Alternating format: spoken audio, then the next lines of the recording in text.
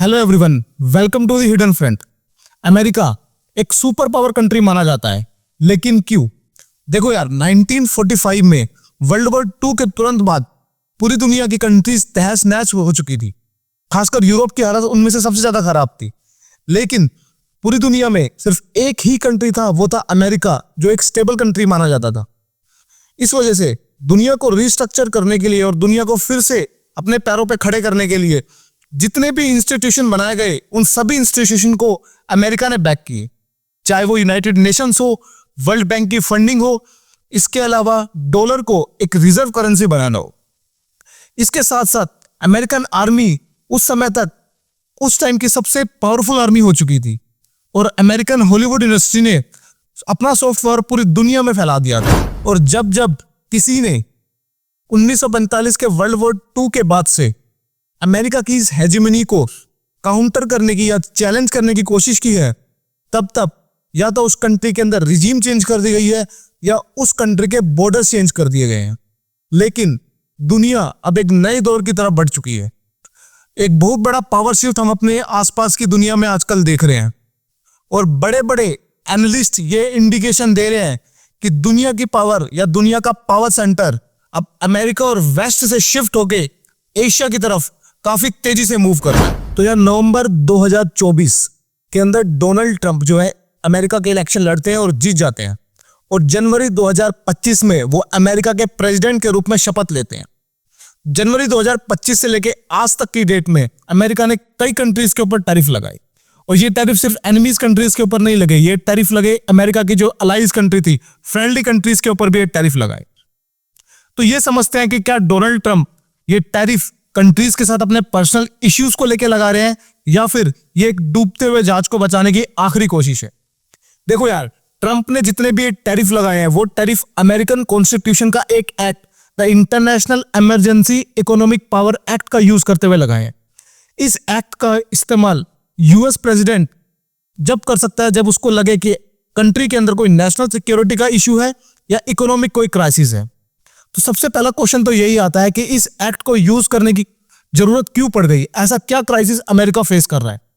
देखो, इस टाइम पर अमेरिका का इंटरनल डेब्ट, जो इंटरनल कर्जा है, वही $37 ट्रिलियन हो चुका है, अमेरिका की जीडीपी से भी ज्यादा। प्रॉब्लम ये नहीं है कि इंटरनल डेब्ट $37 ट्रिलियन हो चुका है, प्रॉब्लम ये है कि ये डेब्ट हर साल $2 ट्रिलियन से बढ़ जाता है। और अगर अमेरिका अपने सारे एडमिनिस्ट्रेटिव खर्चों को कम कर दे या इवन काट भी दे, उसके बावजूद भी इस $2 ट्रिलियन की बढ़ोतरी को हर साल रोकना लगभग इम्पॉसिबल। इसी क्राइसिस को बोलूं या इस सिचुएशन की वजह से अमेरिका के एडमिनिस्ट्रेशन के अंदर और जो इकोनॉमिक अमेरिका के जो ब्लॉक्स है उसके अंदर एक अजीब सा पैनिक का माहौल फैला हुआ है, जिसकी वजह से, जैसे कि मैंने पहले बताया, अमेरिका ने सिर्फ अपनी एनिमीज कंट्रीज के साथ ही नहीं बल्कि G7 कंट्रीज और अपने एलाई कंट्रीज जैसे इंडिया, उनके साथ भी अपने रिलेशन खराब करने शुरू कर दिए हैं। और जब अमेरिका ने अपने फ्रेंडली कंट्रीज के साथ अपने रिलेशन खराब करने शुरू कर दिए हैं, तो एक सुपर पावर कंट्री का ऐसा बिहेवियर उस सुपर पावर कंट्रीज को इवन अपने अलाइज के लिए भी एक इररिस्पॉन्सिबल और इनस्टेबल स्टेट बनाता है, जिसकी वजह से फ्यूचर में कोई भी कंट्री अमेरिका के ऊपर इतना ज्यादा भरोसा नहीं कर पाएगी। इवन इसका एग्जाम्पल हमें अभी देखने को मिल रहा है। इंडिया जो रेजिस्टेंस दिखा रहा है वो तो एक अलग चीज हुई, लेटेस्ट अभी जापान का जो ट्रेड डेलीगेशन यूएस जाने वाला था नेगोशिएशंस के लिए, ट्रेड डील के नेगोशिएशंस के लिए, उसने भी अपनी मीटिंग कैंसिल कर दी है। इसके साथ साथ अफ्रीकन यूनियन की 13 कंट्रीज ने यूएस के साथ नेगोशिएशन की मीटिंग्स कैंसिल कर दी है।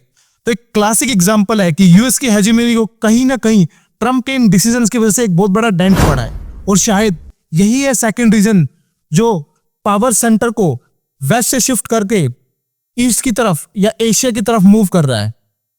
और यही यूएस का अनस्टेबल होना और as a irresponsible country act करना एक कैटलिस्ट का काम कर रहा है इस पावर शिफ्ट के अंदर। और ताबूत पर आखिरी कील मारी है दुनिया में बन रहे अलग अलग पावर सेंटर्स को, जिसमें एक सबसे अच्छा एग्जांपल है ब्रिक्स का। देखो, ब्रिक्स के अंदर दुनिया की 2 सबसे बड़ी कंट्रीज इंडिया और चाइना है। चाइना ऑलरेडी यूएस का एक इकोनॉमिक राइवल है। इसके साथ साथ इंडिया की मार्केट यूएस और दुनिया की हर बड़ी बढ़ती हुई इकोनॉमी के लिए काफी जरूरी है।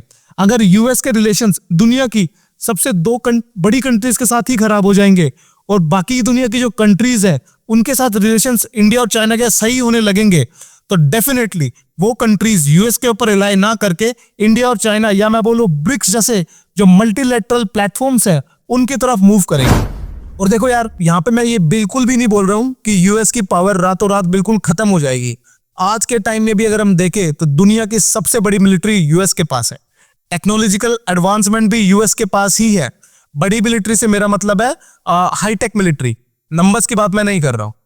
और आज भी दुनिया में सबसे ज्यादा मिलिट्री बेसिस यूएस के पास ही है। विद इन 30 मिनट्स यूएस दुनिया के किसी भी कोने में जाके एक लड़ाई स्टार्ट कर सकता है। तो वो ऑब्वियसली वो पावर यूएस की होगी, लेकिन हम बात कर रहे हैं यहाँ पे इकोनॉमिक फ्रंट के ऊपर। और जो एक पावरफुल कंट्री को एक सुपर पावर बनाती है वो होती है उसकी स्टेबिलिटी, रिलायबिलिटी। दूसरी कंट्री उनके ऊपर कितना रिलायबल कर सकते हैं, उसके प्रेसिडेंट की दुनिया के अंदर कितनी इज्जत है। और आज के टाइम के अंदर माहौल ऐसा बन गया है कि यूएस के अगेंस्ट ज्यादातर कंट्रीज हो चुकी है, चाहे वो जापान का अपना ट्रेड डेलीगेशन को वापस बुलाना हो, या 13 अफ्रीकन यूनियन की कंट्रीज का बिल्कुल मना कर देना हो ट्रेड नेगोशिएशन के लिए यूएस के साथ। इवन जो ब्रिक्स कंट्रीज है उनका भी रिसेंटली आपने सबको पता होगा कि नरेंद्र मोदी जी, व्लादिमीर पुतिन और शी जिनपिंग अभी एससीओ समिट के अंदर चाइना के अंदर है। तो वो प्लेटफॉर्म भी काफी उभरता हुआ प्लेटफॉर्म इस समय नजर आ रहा है। तो हो सकता है आने वाले कुछ सालों में, मे बी 20 साल लगे, 30 साल लगे, 40 साल लगे, मैक्सिमम 40 साल, हो सकता है चाइना यूएस की जगह ले ले और इंडिया सेकंड नंबर पे आ जाए। आखिरी में जाते जाते मैं बस इतना बोलना चाहूंगा कि दुनिया चाहे किसी भी तरफ मूव करे, चाहे कोई भी सुपर पावर बने, इंडिया को अपने ग्रोथ के ऊपर कंप्लीटली फोकस रहना चाहिए। अपने लिए जो बेस्ट है वो करना चाहिए, और जितने कार्ड्स इंडिया की बास्केट में, उन कार्ड्स को इंडिया कैसे इंक्रीज करे उसके ऊपर फोकस करना चाहिए। ऐसी ही और वीडियोस को देखने के लिए सब्सक्राइब करें द हिडन फ्रंट को। जय हिंद, जय भारत।